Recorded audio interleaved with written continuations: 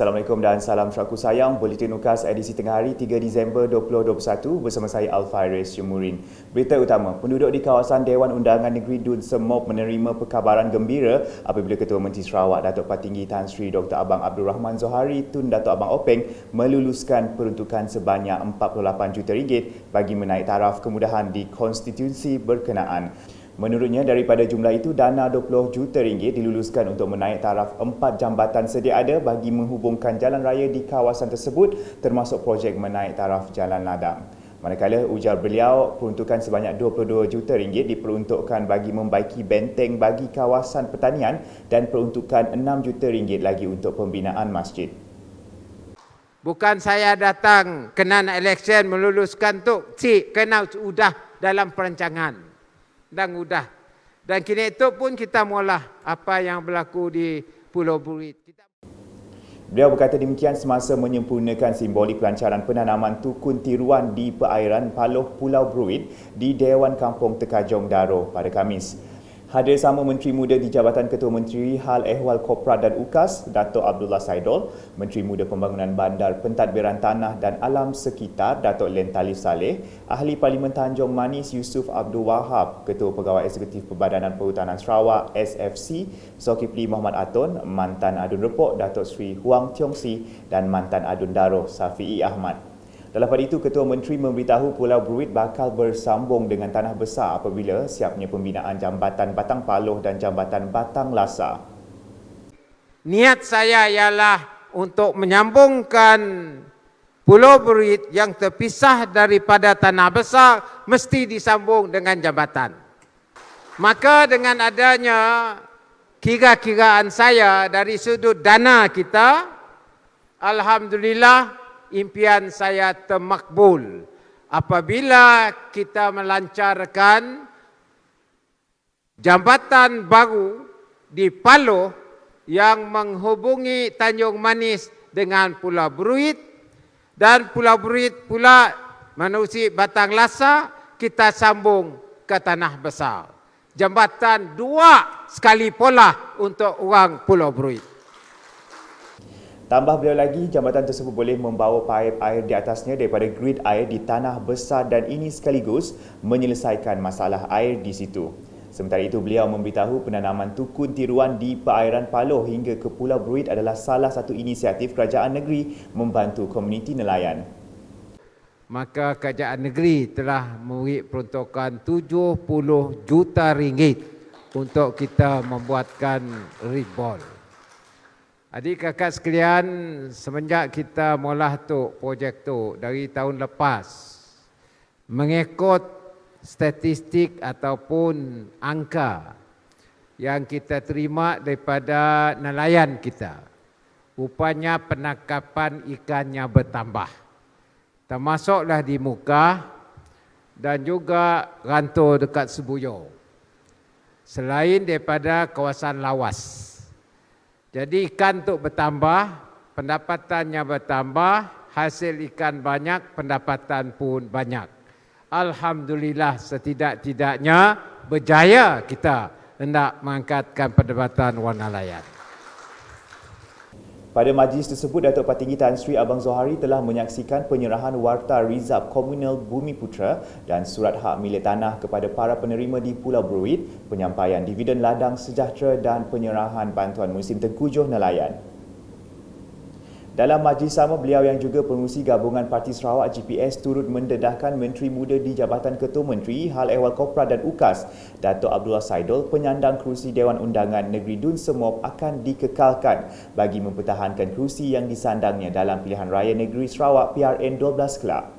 Dan insya-Allah untuk Semop, saudara Dolah akan terus menjadi calon kita di kawasan ini untuk membangun bersama apa yang telah kita tetapkan.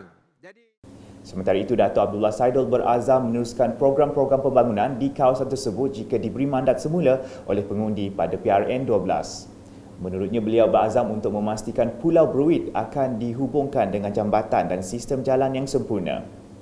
Dan seterusnya kita berjumpa dengan Yang Berhormat sendiri yang begitu cepat sekali meluluskan peruntukan satu-satunya pulau di seluruh negeri Sarawak yang mendapat 2 jambatan dihubungkan ke pulau ini yang bernilai hampir 1 bilion ringgit.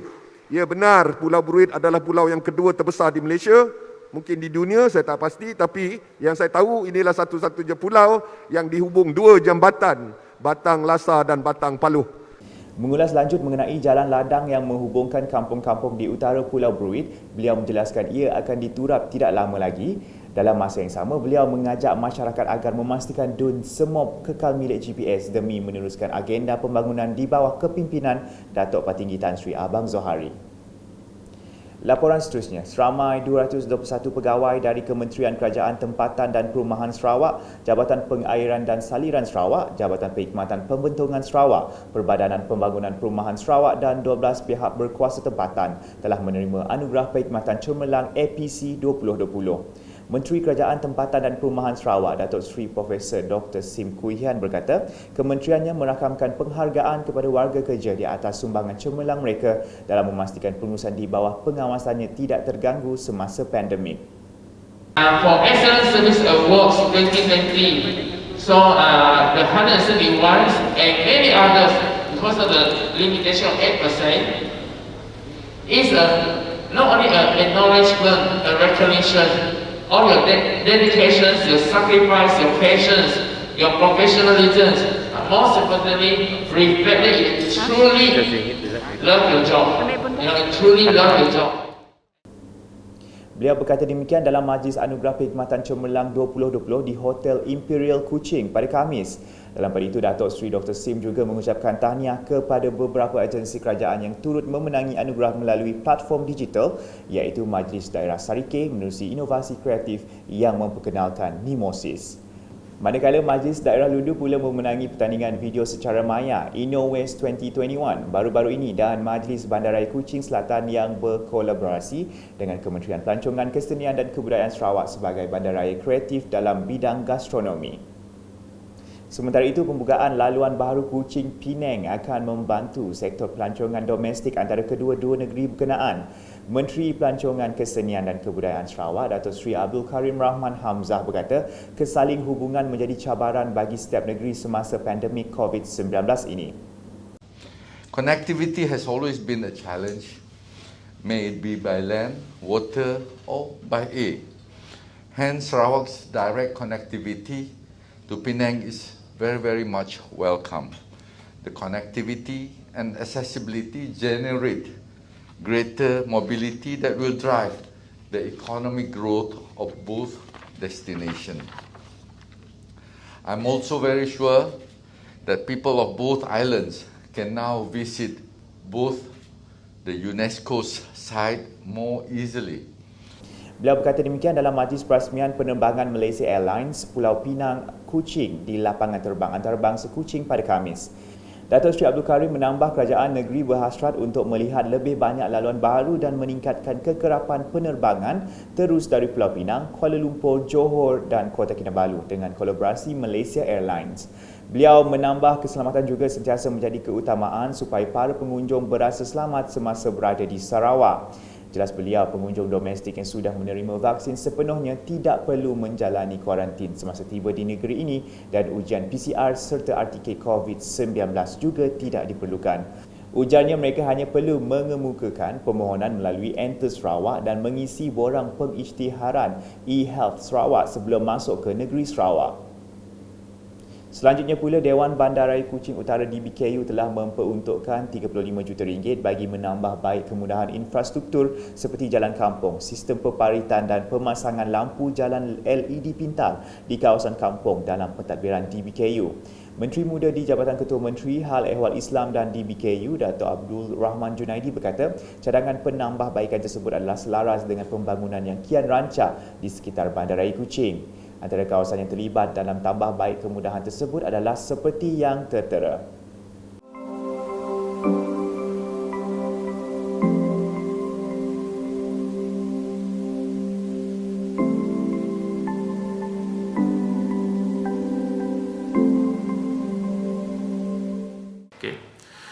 Antaranya ialah menaik taraf jalan kampung agar lebih selamat dan keadaan lebih sistematik. Kampung-kampung yang ada dalam kawasan DBKU.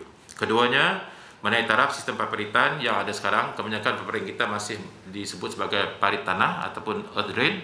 Jadi dinaik taraf menjadi concrete drain supaya dapat menyalurkan air dengan lebih baik, dan yang paling penting ialah membantu kita menangani masalah air bertakung dan banjir kilat yang kadang-kadang berlaku di setengah-setengah tempat dalam kawasan di BKU.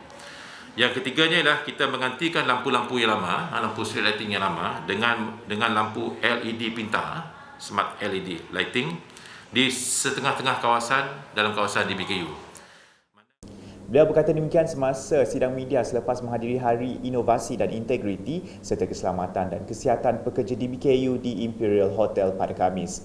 Ujar Dato' Abdul Rahman lagi, beliau berharap dengan terlaksananya projek tersebut bakal meningkatkan lagi kualiti kehidupan warga kota selaras dengan pelan program Bandar Selamat dan berteraskan kepada pelan penambahbaikan Kuching CBD Enhancement Plan Clean, Beautiful, Safe, Smart, Sustainable 2019 hingga 2023.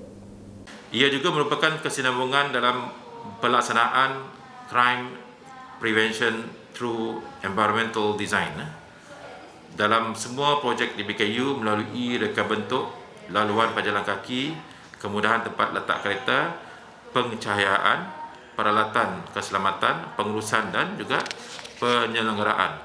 Jadi perkara-perkara ini menjadi tumpuan fokus kepada di BKU untuk memastikan bahawa setiap pembaruan penaik tambahan yang telah pun dilaksanakan oleh BKU dapat memberi kebaikan pada masyarakat, yang pentingnya tahan lama dan terhindar daripada vandalisme.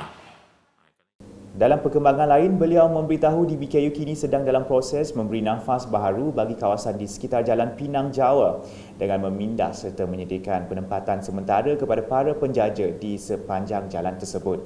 Jelasnya para penjaja telah bersetuju untuk dipindahkan dan ditempatkan dengan kawasan penempatan sementara di hadapan Pusat Penjaja Semarak di kawasan itu. Melalui peruntukan yang telah diluluskan sebanyak RM400,000 dalam Belanjawan 2022, Dewan Bandar Kuching Utara kini dalam proses muktamad dengan pelan tindakan dalam masa yang terdekat, kemungkinan pada tahun depan, pertengahan ataupun suku ketiga tahun depan, penjaja-penjaja ini akan mendapat tempat baru yang lebih selesa dan lebih selamat. Sementara itu, ujarnya kecemerlangan di BKU terus mendapat pengiktirafan di peringkat antarabangsa. Terbaru, kata beliau, di BKU telah mengharumkan nama Sarawak dan Malaysia dalam pertandingan kumpulan inovatif dan kreatif KIK dan beberapa pertandingan lain di peringkat antarabangsa. Terkini kumpulan inovatif dan kreatif KIK Prop di BKU dengan tajuk projek mereka seperti telah pun ditumumkan tadi, iaitu penutup parit mudah laras ataupun adjustable drain cover MHC1 telah mengharumkan nama di BKU dan juga nama Sarawak dan Malaysia apabila mereka berjaya mendapat anugerah Par Excellent. Di BKU juga mendapat anugerah di peringkat antarabangsa, iaitu anugerah Asian Trust Tourist City Standard 2022-2024 peringkat kebangsaan. Di BKU terus melakar satu lagi kejayaan apabila dinobatkan sebagai winner of award kategori The World Health Organization WHO Regional Directors Recognition Award Ceremony di Hong Kong pada 5 November 2021. Beralih ke laporan harian COVID-19, dengan Sarawak mencatat sebanyak 91 kes positif baru pada Khamis melibatkan 16 daerah, lalu menjadikan jumlah kumulatif kepada 250,932. Menurut kenyataan Jawatankuasa Pengurusan Bencana Negeri Sarawak JPBNS, daerah-daerah yang melaporkan kes adalah seperti berikut.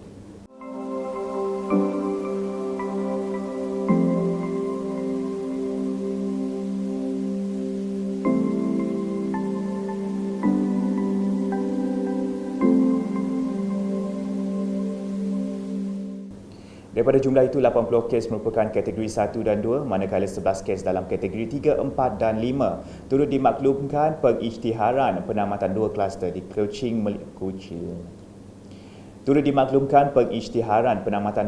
di Kuching melibatkan kluster Jalan Sultan Tengah, Rampangi dan kluster Jalan Ong Tiang Sui.